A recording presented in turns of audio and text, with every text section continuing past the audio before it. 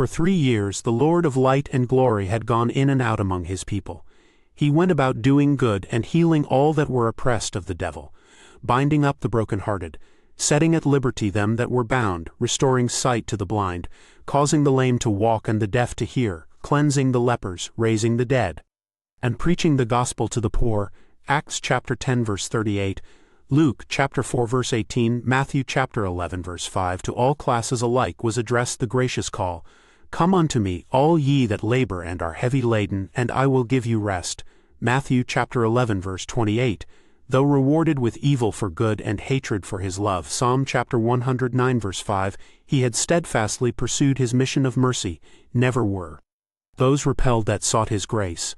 A homeless wanderer, reproach and penury his daily lot, he lived to minister to the needs and lighten the woes of men, to plead with them to accept the gift of life.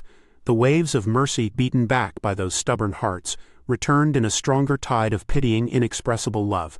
But Israel had turned from her best friend and only helper. The pleadings of his love had been despised, his counsels spurned, his warnings ridiculed. The hour of hope and pardon was fast passing. The cup of God's long-deferred wrath was almost full. The cloud that had been gathering through ages of apostasy and rebellion, now black with woe, was about to burst upon a guilty people, and he who alone could save them from their impending fate had been slighted, abused, rejected, and was soon to be crucified. When Christ should hang upon the cross of Calvary, Israel's day as a nation favored and blessed of God would be ended. The loss of even one soul is a calamity infinitely outweighing the gains and treasures of a world. But as Christ looked upon Jerusalem, the doom of a whole city, a whole nation was before him. That city, that nation which had once been the chosen of God, his peculiar treasure.